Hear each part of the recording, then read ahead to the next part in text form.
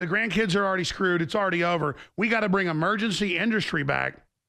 We got to bring optimism, nationalism, and culture back, and sovereignty, and then you can do anything once you have that. You're a fucking anti-American. I'm an anti-American? Yeah. You stupid bastard. I'm a fucking patriot. No matter what the globalists want to do, no matter what politicians want to do, this country is going to make it.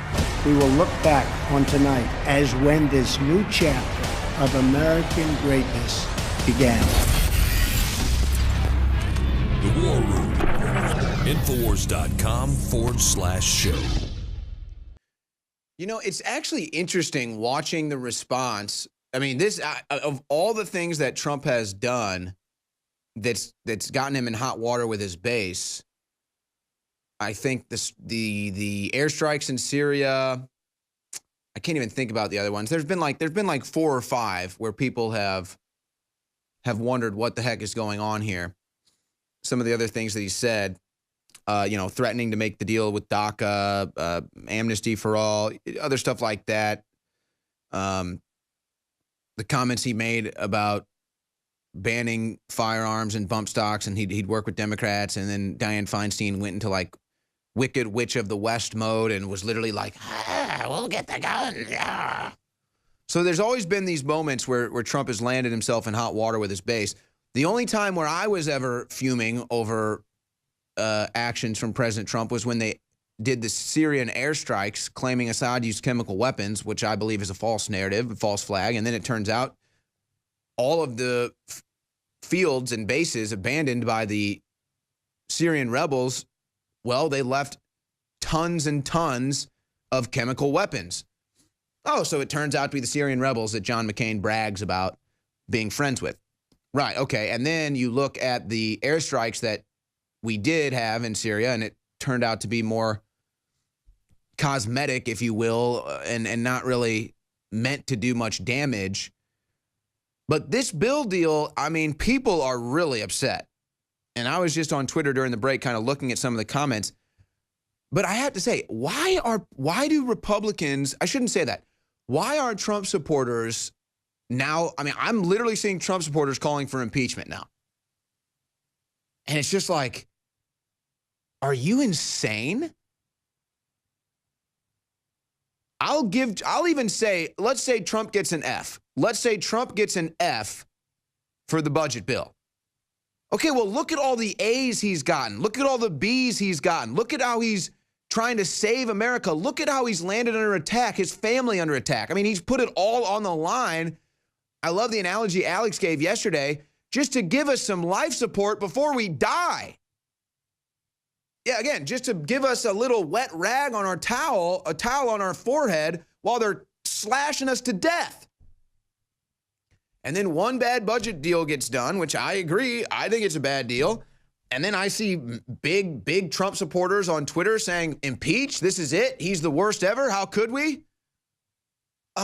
Let's not forget who Trump kept out of office.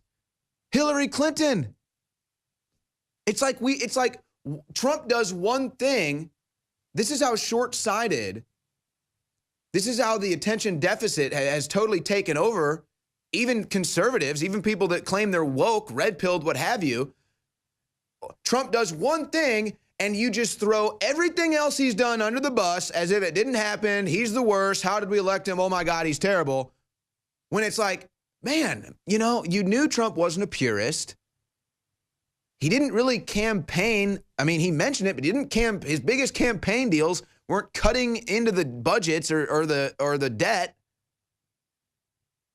I just don't get it. And I just feel, I don't want to say, it's just like betrayal, It's really just like betrayal.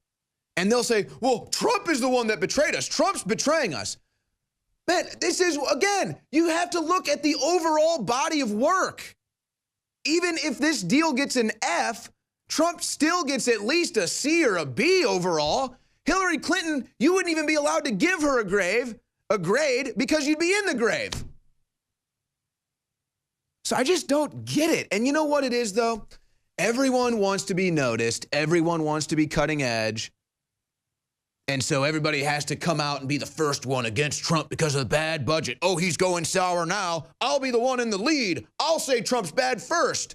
And then it creates like this snowball effect where you think you're like out on the edge of news now because you think Trump's going sour. And if you report it first, you're breaking the big news. So again, let's wait and see. I don't think this is a good budget deal. I've been complaining about it for almost the whole hour here. But I'm not about to throw Trump overboard as if he isn't still fighting for America. I mean, that's just absurd to me. That's just absurd to me. But let's go back out to the phone lines. We've got Jason calling in from California. First-time caller. Glad to have you on, Jason. Do you think that Congress deserves a bonus? No, Congress does not deserve a bonus whatsoever.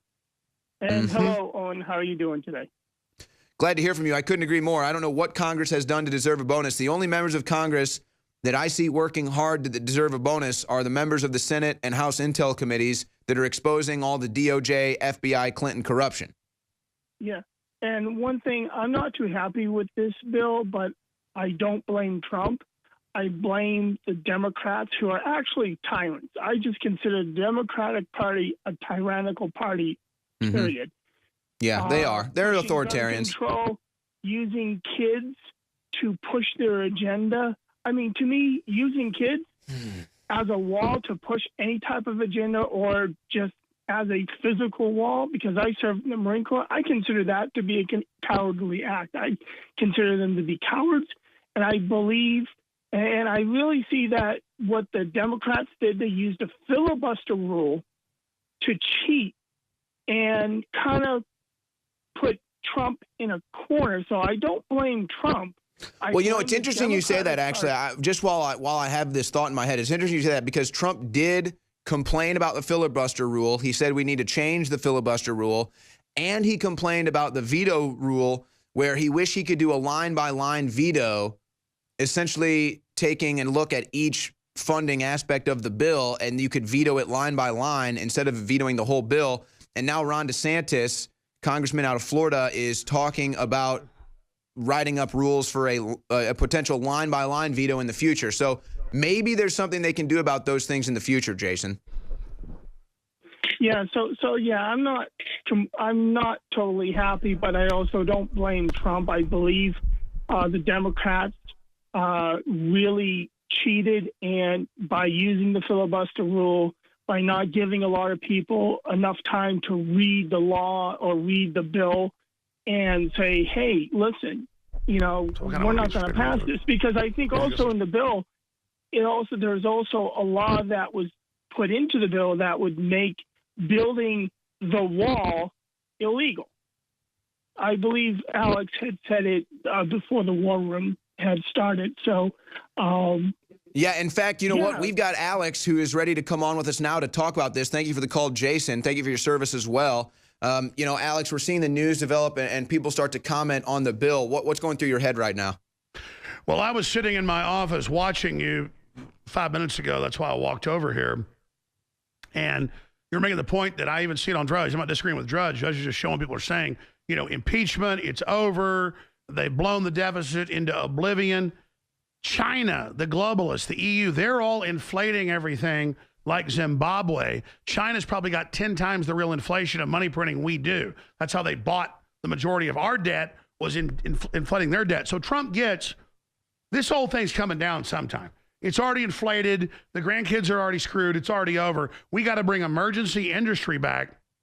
We got to bring optimism, nationalism, and culture back, and sovereignty, and then you can do anything once you have that. We're dead already. It's like Wrath of Khan, where Spock goes in to fix the Enterprise, and they go, hey, you know, let him out. Yeah, he's dead already. Look, the dollar, the currency, the inflation, it's already here, folks. And I was one that was all against it and fought it.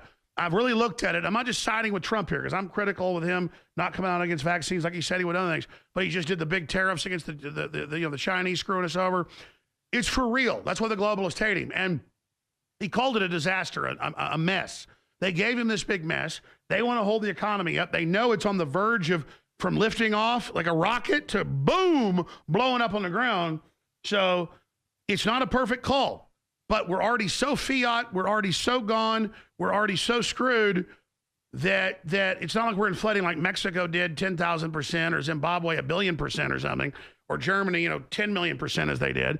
And it could lead to that. We're going to end up inflating the next probably decade, 20, 30%. It's going to be bad. But we're screwed already. And so pragmatically, he's not a dictator. The Democrats did this. They want to hold it up. This is going on. Cutting regulations, cutting taxes, all that's real money back here, real jobs that matter. The dollar, it's blown out. It's like a woman's already had 15 kids and you say, we can't let her get pregnant. She's a virgin. It's already gone. It's already gone. And really pragmatically studying this, Trump understands that he is at least trying to let the bubble build infrastructure and create a new culture to get us online. We were supposed to already implode and bring in world government. Well, and Alex, I just realized too, Trump... You come back, but that's the bottom line. Imagine if Hillary was in right now. That's the pragmatic view. That's the facts. And the whole world's waking up, and that's what matters. And I just realized too, the Democrats are bragging about this as if it's a victory, while Trump is saying it's a disaster. So wouldn't that hurt the Democrats in the primary if it's so bad? I'm so excited. The new product at InfoWarsLife.com in a glass bottle, 2-month servings filled to the brim, filled to the absolute top, the real red pill. This is a heart and brain pill, a nootropic that doesn't have any stimulants in it. But boy, does it stimulate, because it's beyond that. Quite frankly, I just went off what I saw medical doctors prescribing to their patients, but it wasn't prescription, but they were charging people $100, $200 for the formulae. And I came up with our own formula, working with some scientists and developers, non-GMO, made right here in America, 120 capsules. And ladies and gentlemen, you add the pregnenolone to it, which is the precursor to all the hormones that your body has to have to even make the hormones in your glands. It is amazing. Red pill, now available at InfoWarsStore.com, and your purchase funds the operation. InfoWars Life is bringing you a breakthrough in modern medicine. Introducing Pollen Block. We have found an extraordinary new, natural way to alleviate seasonal distress symptoms, including promoting clear nasal and sinus passageways, eye comfort, and respiratory function. In the 1960s, researchers in France noticed that people who ate certain quail eggs experienced less seasonal immune and inflammatory responses. They began studying this effect in published trials, and decades later, we now have the fruit of this research, a fast-acting, chewable tablet that helps alleviate seasonal distress symptoms. Pollen Block is natural and effective. It is not an antihistamine. In fact, current research has found that it actually acts by blocking the activity of tryptase, which is an enzyme that amplifies immune and inflammatory responses in the body. Go outside and enjoy the air you breathe. Head to InfoWarsLife.com and grab a pack of our Pollen Block chewable tablets. Make no mistake, we've made some major gains against the globalists, but they're striking back all over the world. Now more than ever is the time to get prepared with the highest quality emergency supplies.